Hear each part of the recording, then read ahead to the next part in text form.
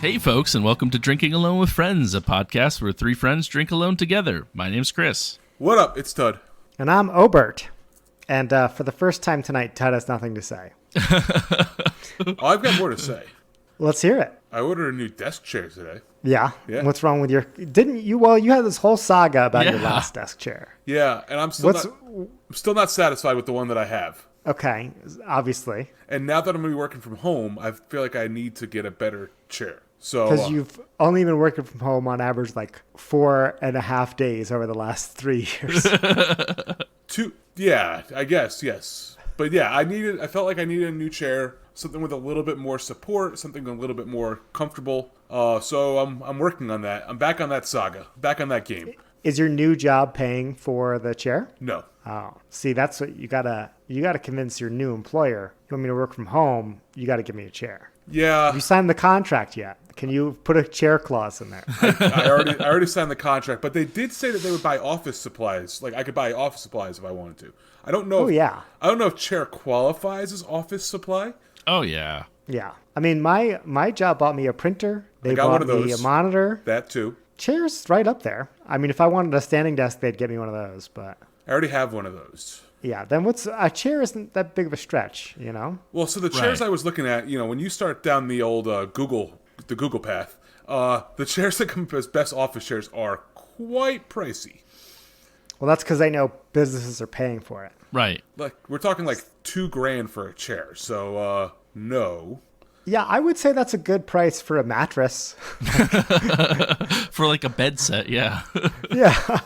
Yeah, so I'm currently on the lookout for a chair, but I did order one today. It was on super sale. It was one of those $2,000 chairs, but it was like half off. Okay. So I ordered that. So it's on its way. So I'm pretty excited about that. You want to share the brand? It's Herman Miller, Oh, okay. So you're paying for the name. and Right. it's the M-Body chair. Or Now, didn't we M-Body. wasn't Herman Miller the brand that canceled because they had the garbage CEO? I You didn't hear this news story? Maybe can that's tell why you I this, was I did half not off. look into the social justice warrior aspect of this before I bought my yeah. chair. So, and I'm going to Google this just to make sure I'm not disparaging the wrong company, but Herman Miller, basically the CEO, like had a company-wide video conference where she announced that she was like canceling everybody's bonuses, but she was still getting like a $1.5 million bonus. Oh, okay, yeah. Yeah. I don't know. I heard the story. I did not hear. I don't remember I hope what that's the case. it was. Yeah, and I'm pretty sure, it is Herman Miller, CEO. So Great. you're supporting this woman who basically the entire internet hates right now. Did this really happen, or are you just making this up? Oh yeah, no, I'm not making this up. So yeah, she basically just told her entire company like, suck it up, you're not getting a bonus this year, while she gave herself a big one. Fantastic. That's so good. Jeez, Tud, why are you supporting such a terrible human being? Well, it probably works out because it's probably why their stuff's half off. That's true. right now. That's true. Yeah. Listen, I will say this. The reason what sold me on this chair so far is A, I get to try it for 30 days, and if I don't like it, I can return it for free. B, if I do happen to like it, the chair comes with a 12-year warranty, bumper to bumper. So, it's a long time to have a chair, and if it breaks, they'll fix it. Yeah, my chair doesn't even have bumpers, so that's like a nice perk that you got there. You got to get on that bumper train, that bumper chair train. Apparently, yeah. Now, weren't you entertaining previously a Secret Labs chair? Was that you? Yeah, so after research, a lot of people don't seem to like any of the gaming chairs. Haven't seemed to have found a review site that actually likes standard gaming chairs. So if you look at this chair, and listeners, I encourage you all to Google this, but the Herman Miller M-Body, E-M-B-O-D-Y, they have a gaming chair, which is what I bought because that's the one that was on sale. It's branded by Logitech, and it seems pretty nice. I drove all the way down to Westport to sit in it before I decided to buy it. So it is pretty comfortable. It better be for $1,000. I know, right? It's It's not thinking. even. It's more expensive now than it was when I bought it 2 days ago. They got to make go. back that bonus somehow. Right? Yeah. Well, you bought low, so you could just flip around, sell it high. I did try to buy used, by the way, and they still sell used for about what I was going to pay for a new one. Cheese and rice. That's crazy. So The chair market nowadays. Who saw this one coming? Everybody talks about how expensive movie theater popcorn is. I don't think we're talking enough about the chair explosion. Chairflation. There you go. apparently Herman Miller thought about it. Golly. Yeah. It's like, hope you're sitting down, but carefully, because you don't want to break your chair. No, well, if you do, it's got a 12-year warranty. It's fine. There you go. Famously, listeners may not know this, but the computer chair I'm sitting in, I've had since college, and I paid $0 for it. It was acquired from the university. Generous donation on their part, scavenged, and I love it. So that was 2009. I got this chair, and Are you past the statute of limitations for theft? I don't know what you're talking about, but yes, I am. No, this is a steel case, which I really like them. They make good stuff. So that's what I have now, and it's not the most comfortable of chairs. I think you and I actually have the same chair. Interesting. Yeah, I love this chair. I would. I hope that they bury me in it. I don't need a coffin. Just dig a hole, put my corpse in this chair, and it'd be fine. You don't need, it's a smaller hole. It's true. Weirder shaped hole, but true. Yeah. So all this chair talk is making me thirsty. I guess it's time to drink some beer. I demand an update, Tud Chair update on future episodes. You gotta let us know how the chair voyage goes. But until then, all we can do is sit back in our existing chairs, drink some beers, and just imagine how comfy it's gonna be. It's true. I'm going to drink my beer dreaming of my chair. What beer is that? So this woman received $3.9 million incentive pay last year on top of her $1.1 million salary after canceling the bonuses after they didn't hit the $26 million sales goal. I wish I had that much money. It would be nice. It would suck to have the whole internet hate you, though. Yeah, that's true. People do it all the time, though. Like, literally all the time. Have the internet hate them. True. That happens, and then it fades away. Yeah. So this week I am drinking a beer that was actually inspired by the beer that you had 2 weeks ago, Obert. And I am drinking a Jester King Mr. Mingo. Ooh. Hmm. Oh, the Jester King. I like to see it. So this is a farmhouse ale brewed with hibiscus. As you can see, it's a guy wearing a pink shirt with flamingos around him. And I think he's supposed to be the king of the flamingos. Hence the name Mr. Mingo. Makes sense. Mm-hmm. I'm expecting this beer to be very pink. I haven't had great luck with hibiscus beers. I like hibiscus tea, but it's a really hard flavor to marry with some hops, I think. It just doesn't work out. I agree, and I think that's what kind of intrigued me about this beer, because if anybody can do it, it's Jester King. And if, Good point. And if nobody can do it, then Jester King certainly won't be able to, and it's impossible. So we'll know. Well, this is the true hibiscus test, if it's possible. So it did pour very pinkish. It's completely see-through. Yeah. The light helps. I was like, that does not look pink, but... Yeah, a T-Rex is 100% finding you in this. Oh, yeah, you're dead. Yeah. I can see. Yeah. I can see Obert blink his eyes through this thing. Oh, yeah. On the nose, it does indeed smell like a farmhouse with hibiscus. True to the flavor, or true to the scent is true to what it's supposed to be, I guess. I wonder if it's going to be sour. Let's find out. Drum roll!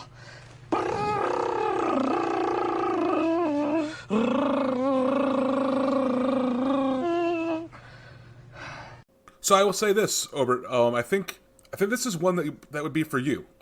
First of all, this weighs in at 4.8% ABV, but this does do the hibiscus very well. It's not overpowering. It's not there. It definitely has a little bit of that farmhouse kind of Funk. Yeah, it's got a little bit of funk, but not overly sour. Slightly tart, and that kind of fades into that earthly kind of herbalness of a hibiscus tea, which is very well done. the aftertaste gives you very much the tea flavor versus the standard farmhouse where, you might have that funk on the on the lingering on your tongue. This kind of dissipates that, and it also kind of finishes a little dry, which is interesting. I guess that's from the tea itself, not from the farmhouse, because I don't usually recall farmhouses leaving your mouth dry like a dry wine. I mean, they're not juicy. It's true. Right. Very well done though. Perfectly balanced beer. Like I said, this is a lawn mowing beer if I've ever met one before. Weighing in at 4.8% ABV. Not a lot of other flavors besides that kind of that farmhouse funk and that herbalness. This would be great on, say, an 80-degree day in Montana staring at a mountain. Hell yeah. Overall, I'm going to give it a solid 4. I think this is a good beer. Not my favorite Jester King beer I've ever had, but it's certainly very well done for what it is and what it's trying to do. Which is be the best hibiscus beer I think I've ever had. So I guess let me dive into that a little bit more. So like you said, not the best Jester King beer you ever had. Like, is this not really what they normally do? They generally do farmhouse ales. So this does fit their wheelhouse from that. Generally, their farmhouse ales that I enjoy tend to have a little bit more fruit to them. So something with maybe some blueberries or some raspberries or something like that. That's usually my go-to Jester King beer. Their IPAs, Chris, you can back me up here because you've been there. Their IPAs are good. They're not. Right. They're not Pint House Brewing Company. They're not Spindle Tap. They're not doing anything like any New England style ultra juicy. They're more of a farmhouse style ale brewery. Yeah. Right. Yeah. A lot of their stuff, like we did a couple flights there, and even on tap, I don't even remember if they had an IPA on tap when I went. It was like all farmhouse stuff. Very good. Some of it was way off the wall, like, stuff you probably wouldn't think of putting in a beer, but they did anyway. They were just like, this was lying around. But all of them were pretty solid. I know Dana didn't care for them. She's not too crazy on like the off the wall farmhouse like sours. I think you have to have an adventurous beer palate to really enjoy those. But I do. And well, when I was at the store and I saw that we had all these Jester King beers in Montana, I sent you guys a picture being like, what do you recommend? And they have a lot of like 750 bombers that I was like, wanted to try out. I brought that table beer. I really want to have another one, but I'm like, I don't want to bring too many Jester Kings to the show. So maybe it'll be like an off podcast thing. But so that's why I'm really curious, like what you think they do really well. The bombers tend to be what I go to the most. Obviously, getting them from Austin, Texas to Connecticut is difficult. So I brought cans, and this is what they happen to have in cans at the time. But my general go-to is to get one of their bombers. A lot of those farmhouse ales are done in the bombers. I think that's probably the best way I've had them, is out of the bottle. Kind of reminds me of a little bit of Hill Farmstead type of vibe to it, where they name them unique names and they've got their release schedule that they release their certain beers every single year, but then they also do their special beers that they release, whenever the hell they do them.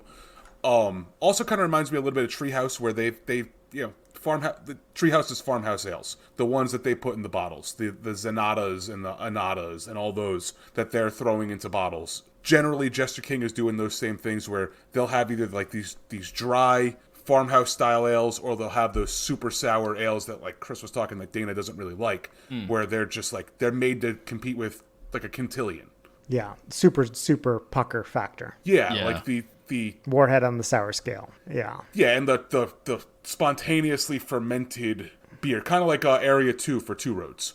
Right, but you don't have any like, there's no like flagship bomb or sour from them that you would say like, this is the one you got to get. It's because it rotates so much. It's like they don't really have a flagship sour. I'm sure they do. I don't think I've ever had the same Jester King beer twice. And I've tried to find their beer. Every time I'm in Texas, I try to find their beer, but it's always different. Okay, good to know. Chris, so anyway, I distracted you. You said that you gave this a 4. Yeah, I was going to say, Chris, did you figure out if they had a flagship while you were down there? I know you generally like to talk to the employees more than I do. No, I was honestly suffering from a meat coma. I think we talked about this after my trip. It was after I went to the all-you-can-eat meat place. So the Salt Lick? Yeah, the Salt Lick. There you go. And so I didn't really do a lot of talking. I didn't drink it. I wish I saved it for a different day, because I didn't drink as much as I probably would have. Didn't appreciate it. Yeah, because I was just full of meat. It was too many meats.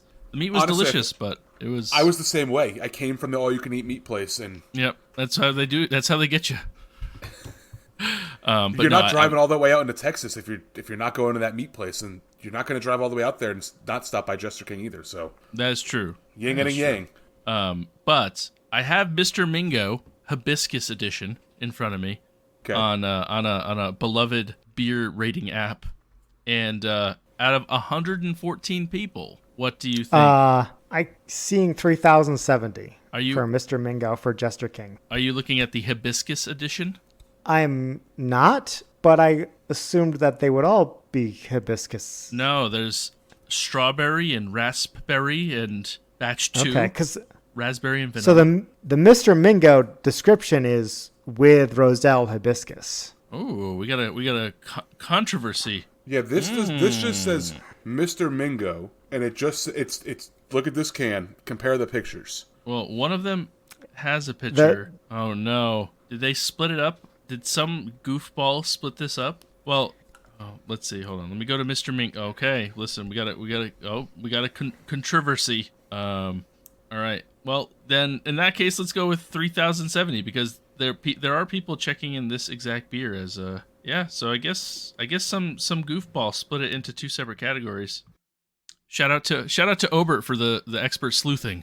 That is a good move by Obert to make this a little bit more difficult on me. So now if I'm wrong, no, 3,000 is way easier than 100 check-ins. Maybe. Todd, I'll let you choose. Which one do you want to go by? Yeah, which one do you want? You got to decide. We'll go with the 3,000. I don't want any controversies. I don't want to be lumped in with the bozo who decided to make his own entry because he likes to live in a world of his own.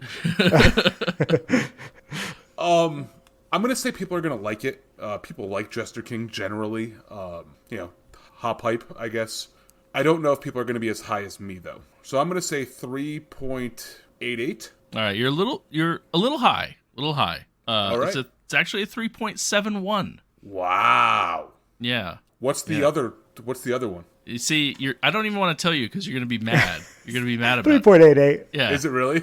No, it's a 3.71 as well, actually. Oh, really? They're the same, yeah. Oh, after all that controversy. I thought it was just funny. I was like, that's why I was like, go ahead and choose. You pick. Right. But yeah, so 3.71. Man, my Jester King was off last time. I was a lot higher too. Yeah. Maybe there isn't as much hop hype, or there is hop hype, but the people that go because of the hop hype are like, ew, this is not a good beer. I just think that some people just don't like farmhouse style ales, and Jester King gets knocked for it. But like, if you talk to like the real beer lovers, they're like, no, Jester King's great. Yeah, I mean, can definitely see that. Yeah, Obert, if I were you, I'd go back and buy those bombers. I don't know how much they're selling them for. Yeah, it was in that picture. Oh, no, I got it now. So I know one of their normal ones is that one with the lion on it. Noble King. Yeah, that's one of their like... It's a hoppy farmhouse ale, which, I mean, sure, but not what I go to farmhouse ales for. I would say at that price, at $15.99, that's about what you're paying at the brewery, or $14.99. I would probably buy one of each of those and try them all. Yeah, the Final Entropy is a Kolsch-inspired farmhouse beer, and then the Providence is lemon and lime. So yeah, I would try, like Pokemon, gotta try them all. Anyway, all right, so not bad. On the board, 0.17. Disappointing. I'm really falling behind these past couple weeks. You're on a bit of a cold stretch. I'm not gonna lie. Yeah, Hot Tub Summer hasn't gotten here yet. No, still heating up. Not that hot Montana summer we have over here. But Chris, the floor is yours. What do you got for us tonight? All right, so I have a bit of a interesting one. I think I talked about it a little bit. I don't remember if I talked about it too much, but I had a friend come down. They were visiting North Carolina. They're originally from Maine, and they came down and they were like, "Oh, what do you want?" And I was like, "Just bring me anything local, like whatever you can find. Like I'll drink anything. Like you're not gonna offend me, except for coconut. Get a coconut out of here." And they brought me down something from Maine that's pretty interesting. And for those of you that may or may not know, actually here we go, a pop quiz. Does anybody know what like the official? Lobster. I'm gonna say quote unquote official like snack of Maine is. Still going with lobster. Blueberries? No. That's a good guess, too. It is a good guess. Whoopie pies. I don't know if you guys knew that. They're really big on their whoopie pies up there. I have seen them around in my time in Maine. Yeah, they sell them at like the gas stations and stuff. Now, the officialness of it, I am, not going to claim to. But they brought me a classic Wicked Whoopie Pie Stout from Rising Tide Brewing Company. So apparently this is they were talking about it. Apparently like official whoopie pie won't just put their name on anything, so it has to be good. So okay, we're not going to get into a whole Bojangles situation like we did last. Do you have the ice? I did. Oh yeah, I did. I did have the ice. Yes. No, I mean for this one, but yeah, go into the Bojangles thing. No, yes. Oh, sorry. Yeah, the Bojangles better on ice.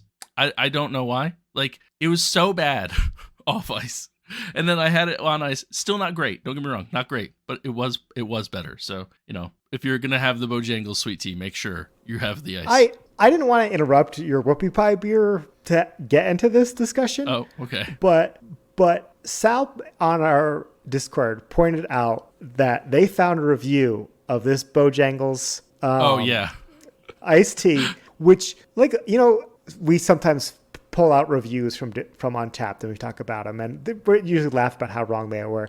This one blew my mind.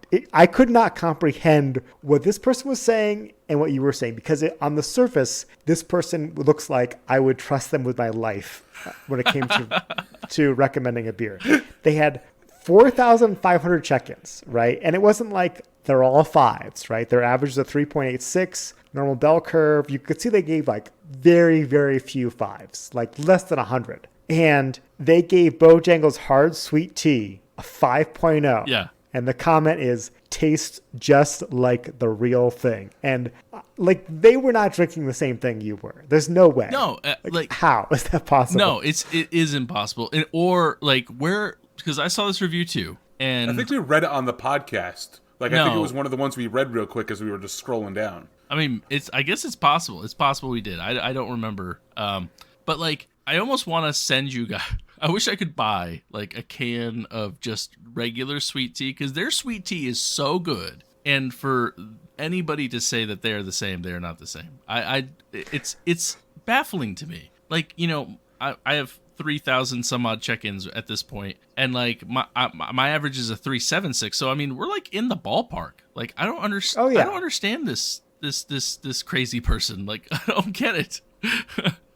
Oh man, yeah, it was. I saw that too. It was baffling. Shout out to Sal Yeah. for bringing that one to the Discord, and I just was like, I just can't comprehend this.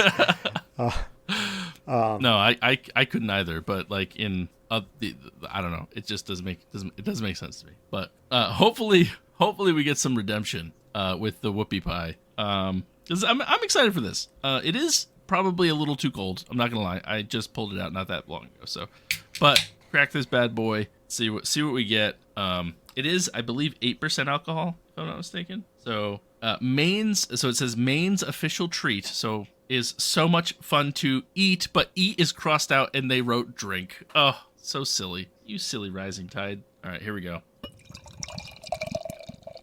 So I've been to this brewery. Within the past 4 months, by the way. Oh, really? Yeah, Rising Tide is on Fox Street in Portland, Maine. Right on the same road as Good Fire, Lone Pine, Austin Street, Bellflower. They're all on the same road. Bunch of bums. Yep. Mm-hmm. Yeah. No. Well, actually, yeah, it is in Portland. So I was like, oh, okay. I will withhold my review of the brewery until after you're done drinking the beer. That's not that's not to influence you, good or bad. Just I will not go into what. I'll expand more on Rising Tide in a moment. Rising Tide, yes. Rising Tide. So this is a stout with whoopie pies, cocoa nibs, vanilla, and lactose. So honestly sounds like it's going to be pretty sweet, but it's going to be pretty delicious. From what I'm seeing, dark as night. Has a nice little head on it. Kind of a pretty looking stout, honestly. Got that nice caramel brown head to it. I'm going to go out on a limb and say that. Hold on. Officially, yep, you are. Listen, you don't know. If a T-Rex is chasing you, you'd be fine. Yeah, you'd be fine or lost because you have no idea where you are. So you might still get eaten by the T-Rex, but for different reasons. You wouldn't see it coming though. So on the nose, honestly, I don't get a ton of sweetness on the nose. I was expecting a little bit more. So yeah, head is still there, kicking around a little bit, dissipating a little bit, but it's still there. So let's see how this thing tastes. Whoopie pie stout. Cheers to Maine. Okay. All right. So I'm gonna go out and I'm gonna just come out with what I thought was gonna be the most obvious thing was that I thought it was gonna be really sweet. It has some sweetness to it, but it's not like overpoweringly sweet, which is good. It works in its favor right here. With all that stuff that was listed, that's what I was assuming. It's got a little bit more of like a bitterness to the backside of it, which is interesting. But going through, it is it's actually like pretty darn good. I'm trying to like pick out whoopie pie, but like I'm like I don't know how you would pick out whoopie pie necessarily when there's a lot of whoopie pie is the texture. Yeah. Right? So it's like hard to replicate that in a drink. If it's the official snack of Maine or treat of Maine, do people who outside of the Northeast know what a whoopie pie is? Should we describe what it is? You should. Oh, yeah. That's actually a good point. Yeah, I don't know.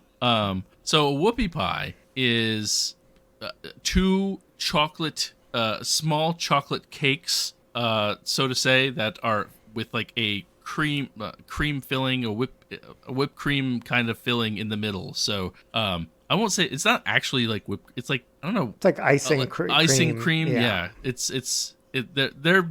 They are when made right delicious. Like they're pretty good. I don't know. You guys whoopie pie fans? Oh yeah. I think like there's like a Little Debbie's or something like that has a similar sandwich or like yeah. You know what I'm saying? I don't know what it's called, but it's not a whoopie pie. But like a devil dog. Yeah. But more of like circular. They're also shaped kind of like a hamburger. Yeah. One thing to point out too. It's kind of like a Hostess cupcake without the frosting on top. Yeah. That's a good analogy. Except it tastes way better. Yeah. But structurally, yeah. Yeah. Yeah. I mean, it's not my favorite thing. I tend to think that there are better treats to be had. I think the cake is sometimes a little bit too moist, I guess, and so it kind of sticks to your fingers, kind of like too sticky. Okay. Yeah, it's kind of like a giant ice cream sandwich that has more bread, less filling, and the filling is made out of like icing, like an icing, but like fluff kind of too. Like I don't know how to like really describe it. Yeah. Everybody knows that the worst part about cake is when it's like really moist. Like oh yeah. Everybody likes that dry cake. It's super dry cake. I'm not a cake guy, and to eat a cake with your fingers is not a pastime of mine. Not even like a cupcake? Like you're not a cupcake guy, nothing like that? Cupcakes are okay. It's probably the most tolerable piece outside of ice cream cake, probably the most tolerable type of cake. We were talking about cake the other day in stream too. Golly, it's a cake kind of week. Just a cake week. Yeah. It's cake week, guys. I hear that. Yeah. Great British Baking Shows. It's cake week. But okay. Anyways, back to my whoopie pie beer. It's also called a big fat Oreo, apparently. All right. So, more I'm getting used to it. I just had a nice big gulp there. Definitely getting the chocolate, the cocoa on the front end, and then it gets sweetened up by the vanilla towards the middle, and then it does still have a little bit of bitterness on the backside. It's not like it's not like you're drinking like an IPA bitter. It's just got, it has some like nice hops at the end that like kind of taper it off. It's actually like pretty good. I'm curious how it's going to be as it warms up a little bit more because it is a little cold. I wonder if I'll be able to pull out a little bit more of the sweetness or whoopie pie-ness, I guess. Okay, let me ask you this. If this was not labeled a whoopie pie beer, if it was just in a blank can or you never eaten whoopie pie before, would you still enjoy it as much? Yeah. Oh yeah. No, it's a solid stout. I mean, it just is a solid stout. It's got the cocoa and vanilla, which I mean, honestly, it's not anything super special. Like, it's not like, oh my god, this is the best beer I've ever had. But it is a good stout. Like, no doubt about that. I think whoopie pie is just for marketing kind of dealio, but they did a good job on it. It is starting to sweeten up the more I have it, so I don't know if that was just like my tongue acclimating to it a little bit because I had IPAs before this. So, but it's good. It's pretty good. I think I'm also gonna give mine a 4 today. I think I'm gonna stick with a 4. Like I said, it's not anything like, it's not earth shattering, but it is a good beer. I'm like happy to have it. So, and I think this is my first Rising Tide beer. Which, Todd, Very nice. wait until I grade the Untapped before you tell me all about it. I will. Yeah, I agree. We don't want any undue influence here. Okay, so I have it here on Tapped. Sidebar. What is the name of this beer? This is called the Classic Wicked Classic Wicked Whoopie. So, Whoopie. Obert, Okay. I'm seeing the same thing you're seeing. They're both the same. There's two different check-ins for this one too, and they're both the same. They're both the same There's beer. the Wicked Whoopie and the Classic Wicked Whoopie. Oh, It no. appears to be the same. Same description. Same ABV. One has 50 check-ins. One has 92. Oh, damn it. The one that's called Classic Wicked Whoopie has 50 ratings. The Wicked Whoopie has 92. So, Give me the Classic Wicked Whoopie, because that's what the can says. That's what I'm... and that's what that's what you would check in Yes. if you saw these two. That is I will true, say yes. that the description of Wicked Whoopie is much more in line with, I think, how the brewery What's on the can. how the brewery would Yeah. write the description of the beer. My future's in y'all's hands. Just, I would probably check it in as the Classic without doing... Yeah, this level of research. Yeah. Okay, so 50 people have checked in Jesus Classic Christ, Wicked okay. Whoopie. What did they give it on average? I mean, it's pretty good. I know very little to nothing about Rising Tide. Portland, Maine, big beer town. I can see people shuffling in and out. I feel like they're gonna be right around me. I don't think they're gonna be like too much higher. Like if they're higher than me at all, I don't even know if they're gonna break 4. Especially with all the breweries that are up there. I'm gonna go 398. On the board, 0.07 off with a 4.05. Okay. And the other one was a 3.84. Big discrepancy. That is a big Just discrepancy. Yeah. More showing how much bullshit on tap is. Well, maybe there is a Wicked Whoopie somewhere. I want to say Whoopie. I don't know why. I don't know There's why. not. I mean, based on looking through the reviews and the pictures, it is the same beer. Yeah. It looks like Wicked Whoopie is probably the name of the beer, as what Rising Pint calls it, or Rising Tide. I don't know why people want to say Rising Pint. That's what Rising Tide calls it, because it does have like it's probably what's written on the can is what's written in the description on Untapped. But so my thoughts on Rising Tide. I think it's probably out of the breweries that are on that road, probably the lowest performing brewery out of them all. Not to say it's a bad brewery, but I've only been there twice.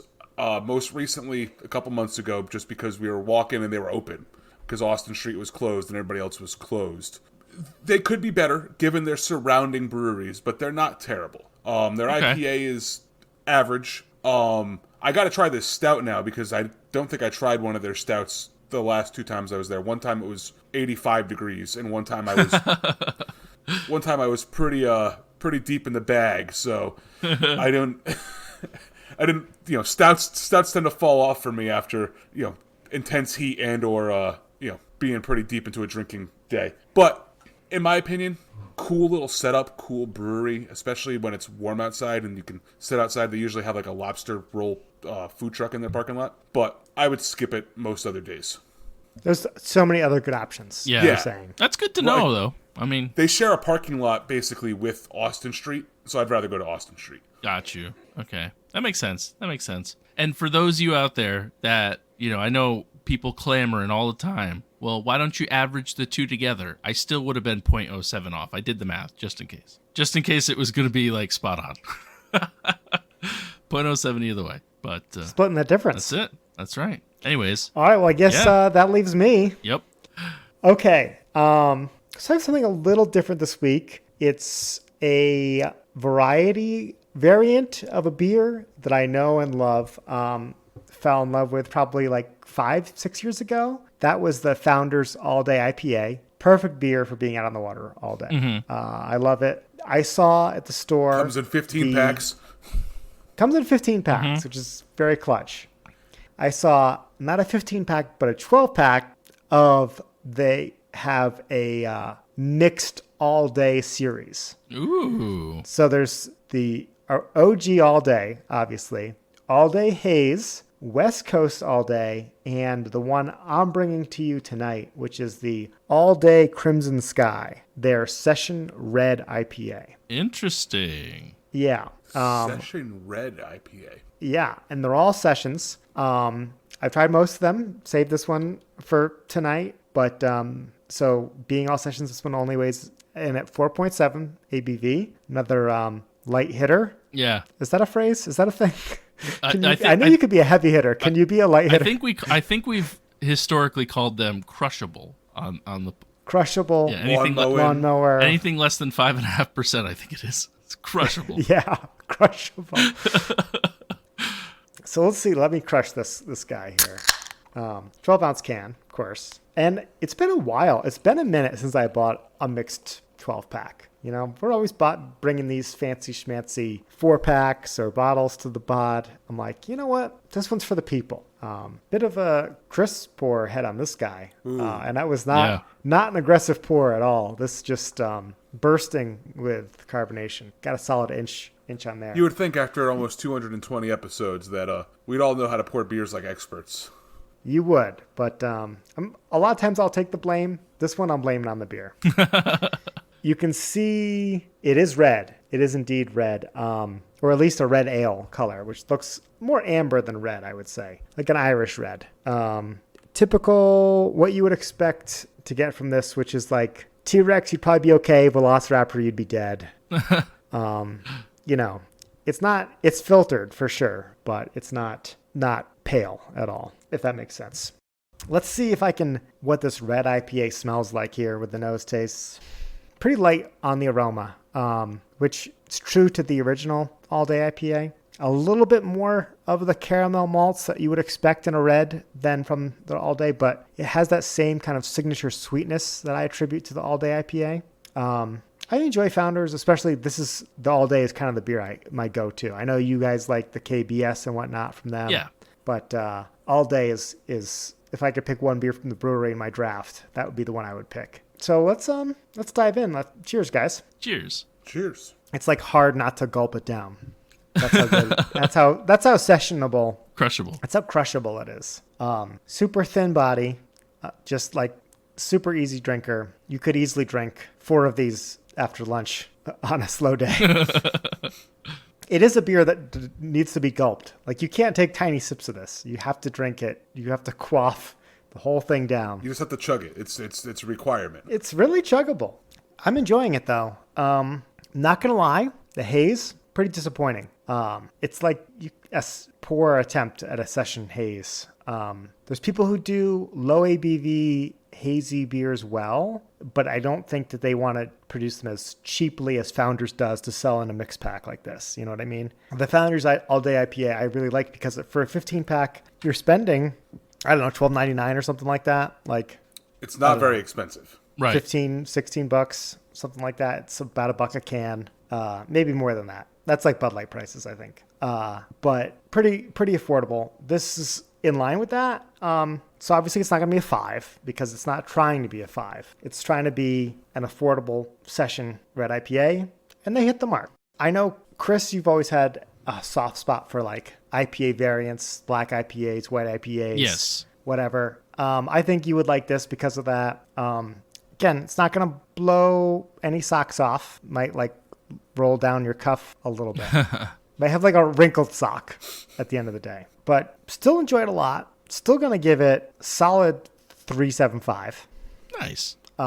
It's good. Not bad. Crushable. Yeah, normally for me, sessions are. I'm not the biggest session fan, but I think, and it's probably thanks to you, but like I do have a fondness for the all day IPA. It's just really good. Normally the sessions are they're always like missing something, but yeah. So I'd be curious to try this. This is a good. It's a good words for it. It's like missing something that like maybe that's kind of what I was trying to allude to, where it's like you just have to drink a lot of it to get it, because it is lighter for an IPA. Yeah, you know. Yeah. The aroma, the flavor, it's almost like just a little watered down, but I'm here for it, to be honest. So 3.75. Nice. So if you had to guess what 2,122 other of your closest beer drinking friends thought of this, what would you guess that they would rate this? Lower check-in total than I was going to guess. This must be a new one from this year, because I like put the brakes on the shopping cart when I passed by. It's like, oh, what's this? I need to put this 12-pack in my cart right now. So I'm glad I wasn't sleeping on it for too long. But I think the 2,000 people, I mean, it's not going to be below a 3.5. It's not going to be above a 4. It's definitely in that this beer's fine zone. So 3.68. So you are close. Damn it. Close enough to beat Chris. Damn it. Which is really good at a 3.62. Ugh. Just barely. Damn it. 0.06. Just barely knocking Chris off. So that's an impressive pull right there to Golly. take that tally mark away from Chris. Or they're not really tally marks anymore because you did ruin the board. They're points now. Yeah. Man. Bring back tally marks. Yeah. I think it just gets a little messy when I have 37 of your tally marks all over the board. I've been on a cold streak ever since the tally marks went away. I don't think it's been out. I don't think that's what the change was. Definitely hasn't been that long. Yeah. Damn it, I was gonna be within 6 of Tud. Ruined. Yeah. Ruined. But now I'm within 3 of you. I know. I definitely I like if we go back 10 of Tud. Yeah. If we go back into the beginning, like there was a point where Obert had like none. He was on a really cold streak. Yeah. Yeah. The key is to bring beers like this where I'm like, I laid it out there. I'm like, nobody's checking this in over a 4 or under 3.5. It's just a fine beer. That's true. You know, it's like you can really narrow it down. That's what I gotta start doing. Or like Tud's approach, which is bring a beer that is too good. Well, I was going to say that like 70% of people check in as a 4 and 20% of people check in as a 4.25. And you just say like 4.09 or 4.11 and then you just get a good strategy. Yeah. But there we go. Not recently though. I've been way off recently. I also do need to plug this for anybody in Connecticut or the surrounding area. If you are around this upcoming Saturday when you're hearing the sound of my voice, going back to the word that the brewery that I kept on messing up the name of, this Saturday, May 13th, is the Rising Pint at Rentschler Field in East Hartford, Connecticut. I think you can still go to therisingpint.com and buy tickets. But it is, in my opinion, the best beer fest of the year. As far as like attendance goes and overall fun, I think there's still one, in my opinion, I like a little bit better. It's at the end of the season, just when it's still kind of warm in September. Where, May can be hit or miss depending on the weather, but it looks like the weather's going to be good. If it's not, it's still, everything's underneath the concourse, so you're still kind of shaded from wind, shaded from rain. But go check it out. It's probably the largest beer fest that Connecticut has to offer, and it's a lot of fun. Usually live music, food, shit ton of breweries. So Chris and Obert, I know you guys have attended this in the past. It was a tradition of ours for a little bit there before you guys decided to move to Montana and North Carolina, or Tennessee, I guess is where you ended up first, Chris. But right, it is something well worth going to check out. Yeah. Look for the Drinking Alone with Friends booth. No, we're not there yet. No, but I did see our friends over at 1056 pod. They had a booth at the Connecticut Brewers Guild Beer Fest a couple weekends ago. So congratulations to them for setting up there and getting to interview some people. That was pretty cool to see them. I also ran into the guys from Brewhead Entertainment. I'm sure you guys probably saw my picture pop up on their feed as we took a few pictures while we were drinking. So go check both those guys out too, or both those groups of guys out. And thanks for entertaining me, guys. Cheers. Well, yeah. Hopefully you can maybe post a selfie to the Insta for our fans from the Rising Pint there. Will do. But hopefully, if you see a guy who looks like he belongs on a podcast, or as Kiwi said, selling beer, ask if it's Tud, and if so, oh geez, there'll be a lot of them at the Rising Pint. I know.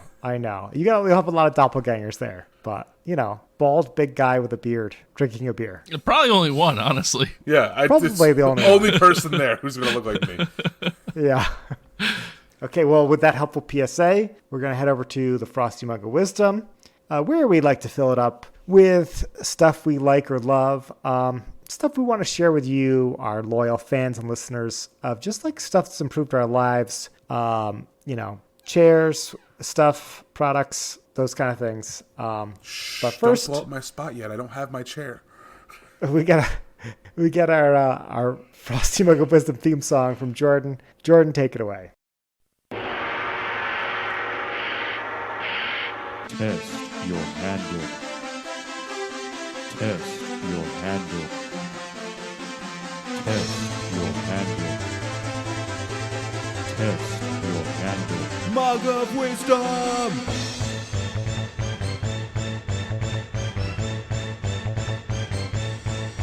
Drink.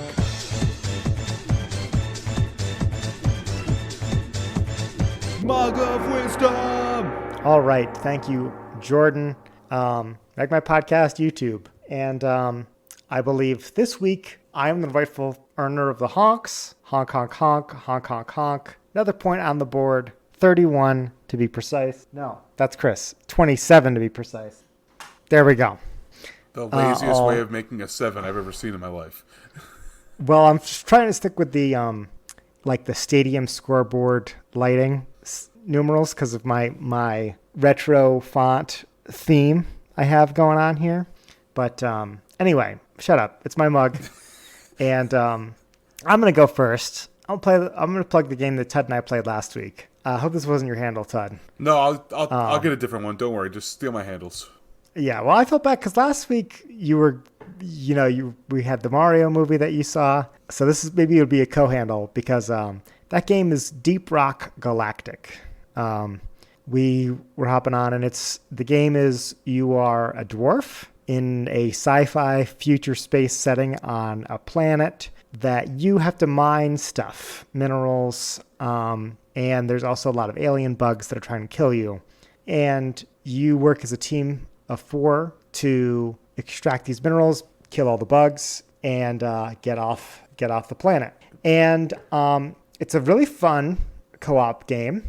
I think it's available on pretty much anything. I'm not too sure, but is it just PC? I think it's just Steam. I know you can play, if you have a Steam Deck, you can play it on a Steam Deck too. On Xbox, you could play, I think, on Microsoft too, on the Xbox. Okay. But I've been having fun.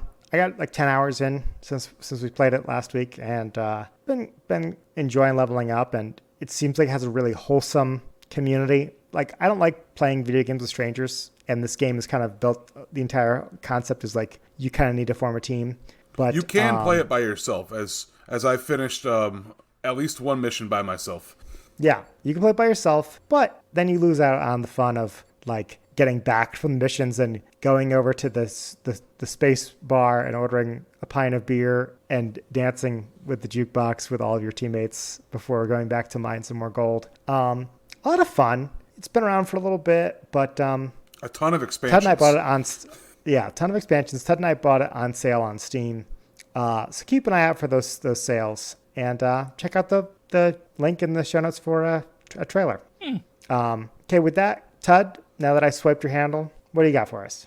So as you guys all know, or I think most of the listeners know, I within the past year bought a brand new car, the Ford Bronco. Well, in my attempts to keep this thing clean, I have been trying out different products of things to do to remove dust and grime and dirt and whatever from collecting on the car. And for the most part, I've been successful with cleaning the outside of the car. But it's the inside of the car that needs some work. And I found this thing called JUSTTOP Universal Cleaning Gel for Car. It's a detailing putty that's like a gel-like substance that you can like smush into like your vents and stuff like that and like pull it back out, and it picks up the dirt particles.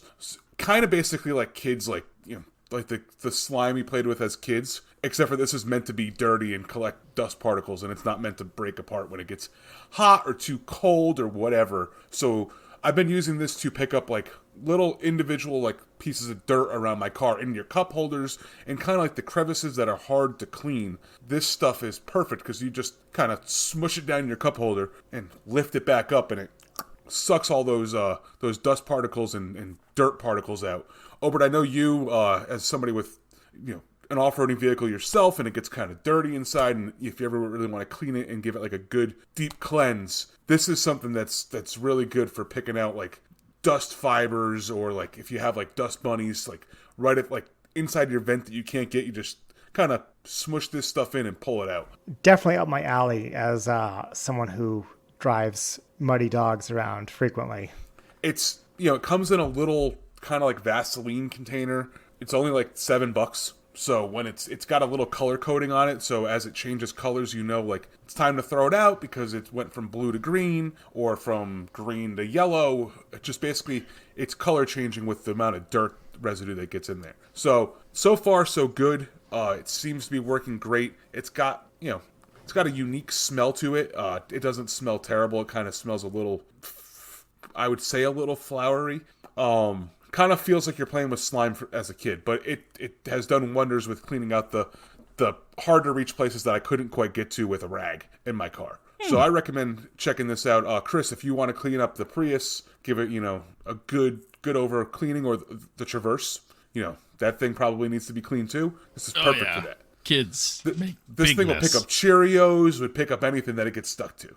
I need 40 of them. So do you just keep making it dirty until it eventually becomes just a big ball of dirt, or can you like wash it? No, it's once it goes from, so I have the blue one. So once it goes from blue to green, that's when they say to throw it out and get a new one. Oh, okay. So That was my thought too, Chris, because like an analogy for me is like the world I live in, if I use a lint roller, it's like how many sheets do you need to clean one article of clothing? Yes. Type of a world. So I'm worried that my car is too dirty for this product.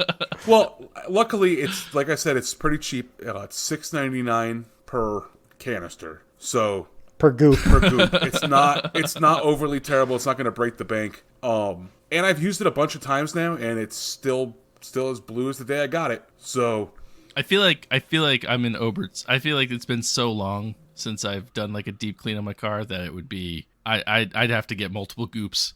maybe you want to buy multiple ones. Or, there's also a purple color that might last a little bit longer before it changes colors. I think as long as it's still Yeah, I'm trying to figure out the color scheme. Is there like a heavy duty version? as long as it's still colorful, or as long as it's still sticky, I don't see why it would fail to work, I guess. Yeah. No, Right. I mean, I've seen commercials or products like it. And I'm always like, oh, that'd be interesting. But today I was looking at my car and I was like, oh god, oh no. Yeah, the pictures on here, they have someone using it on their keyboard, Ooh, oh, that's not bad. their calculator. I was looking at my work laptop today. I was like, man, I need to clean this thing. This thing's gross. Maybe get some of this. Get some goop. And it does advertise that it's there's no cleaning involved. It's eco-friendly. I don't know how it's eco-friendly. Don't ask me that one. And it's made with ethanol, water, and guar gum. So I don't know how that's eco-friendly. But hey, you know what? It works. Best product I've They found can so say far. that. Yeah, there you go. Okay, last handle, Chris. What do you got for us? All right, so I have an app that Dana found and I have used. And I don't know if you guys have heard of this app. And I also don't know exactly how to pronounce it. It's either Temu or Temu, Temu. I don't know if you guys have heard this app before. So this is an app that you haven't used, that your wife used. And No, you don't know how to pronounce it. I have used it. I have used it. She founded it, and to be honest, she's more obsessed with it than I am. But there's a reason for it. So this Temu, I've been calling it Temu app, whatever. Temu. It is the best way I can describe it. It's like Wish, except the stuff you get isn't like all super janky and crappy. And as a for instance, we've ordered. It all started with buying Pokemon plushes for my kids. Because there's a lot of plushies on there, and they're very much not backed by the Pokemon company, is what I should say. These are off-brand Squishmallows. Kinda. They're definitely like It's not Squirtle, it's Squartle. but yes, like when you look up like Rayquaza or Charizard, it's like Black Dragon Toy or whatever. And then very very clearly it's a shiny Charizard or whatever. So it's Alibaba, just not Alibaba. Yeah, The Temu. Yeah. Now, obviously, at first, very skeptical when ordering off of this site. It's like, well, who has my information now, et cetera, et cetera. But upon receiving the product, like, it actually is like pretty good quality stuff. I was very, very surprised. Because I was expecting like deformed, like missewn, all of that. But for the most part, like, I mean, outside of a few maybe color shade choices that may not be 100% correct, but my 5 and my 2-year-old do not care. They love everything we get, and it comes in a bright yellow a bright orange package. Sorry. So whenever we get a bright orange package, you're like, "What's in the package? Is it for us?" And I was like, "No, it's not. Stop it." So, and since then, we've gone on. She's ordered a few other things for herself. I've ordered secondhand Switch controllers for me, as well as a couple pins for my vest at work that are just funny. And it's like free shipping. Everything's like pretty cheap. You just get it's not always the easiest to like search for stuff because you can't just put in like Nintendo Switch controller because So how did you find the Charizard is my question. If it's Black Dragon something. I'm not 100% certain how she ended up finding them. She finds more Pokemon stuff than I do, but like it is a little bit kind of like a hit or miss kind of thing, but it's free shipping and the stuff that we've gotten so far has been good quality stuff. So I'm like, okay, listen, Temu, like so you're saying Mr. Moo is not out there stealing your information? I mean, he might be. He very well might be, but it's no different than Facebook. The long con. No different than Facebook or TikToks or all the other people that have my information. So, So you said it's free shipping. Is it like on the boat from China, or like is it like 2 days? No. It depending on what you get, it is not. 3 months. It is not 2 day shipping. But it is not like we've gotten everything probably within a week. So no, okay. It's not too bad. It's not like some of the horror stories you hear where you're like, I ordered it. Like I think I ordered a T-shirt like a month and a half ago that I still haven't gotten from some website. So I should check on this, I guess. But notice that website has not been a handle. No, it has not, and it won't be. It probably will not. It's not a website run by Mr. Moo. They probably do have my information.